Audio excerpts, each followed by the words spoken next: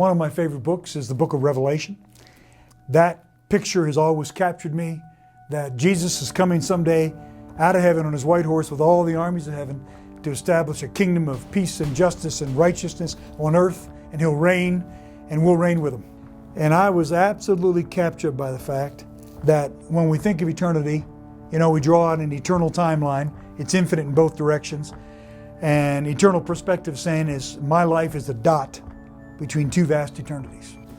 And so the question of how will I live my life? Will I live for the dot or will I live for the line? And growing up, I was all about the dot. I was involved in all kinds of things in high school. So when I began to get eternal perspective and realize I want to live my life for what's going to make a difference for eternity. I know that one of the things that the Lord used to cement that conviction was a dream that I had. I haven't had many good dreams in my life. In fact, really only one really good dream. And I share this everywhere I go because I'm sure the Lord gave this to me so that I would. In my dream, my wife and I are in our bedroom in Oxford, Ohio, when we were at Miami, and I heard the sound of hoofbeats, like horses pounding up the road. So I busted downstairs to the front door of the house, and I looked out, and this is all in my dream, and the cul-de-sac was filled with white horses, but with mighty warriors on these horses. And of course, the front of this band of warriors was Jesus the King on his white horse.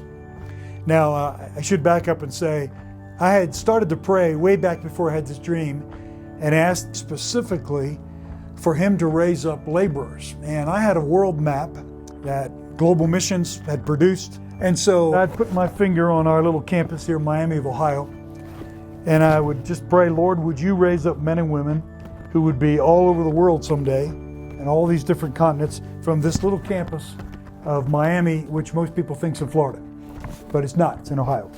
And I would drive around campus and I would pray over this. I'd pray for dorms, fraternities, athletic teams, and I'd pray, Lord, raise up a man or woman from this team. And you can see on the map, there are names of some of the students, not all of them, who eventually went out to the world in all kinds of different ways in ministry.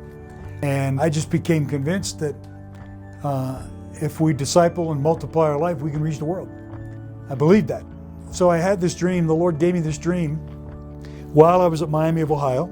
And I had been there long enough that there were a whole lot of men that I had the privilege of investing in and discipling.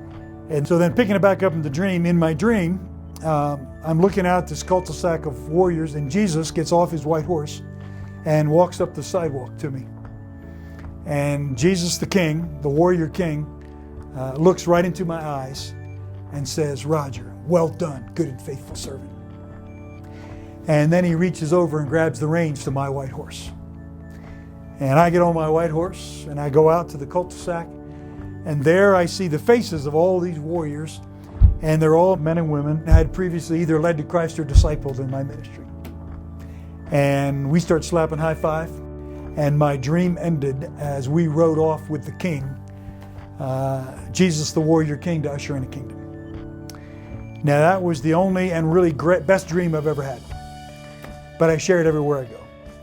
And I would say that is what captures my heart, is that day's coming, and the reality that this generation of students could literally be the ones that finally take the gospel to the whole world. Like Matthew 24:14 says, this gospel shall be preached to the whole world, then the end shall come. We might just see that happen in our lifetime. And of course, we heard that when I was in college. But realistically, I don't really think it was possible in the 70s and 80s because of where the church was worldwide. And now, because the church has gone around the globe and in East Asia, Korea, and all over, because of the expansive growth of the church and technology, I think this generation of college students can literally finish the Great Commission, if they will. So I want to be part of raising up this generation of laborers that are going to reach the world for Christ.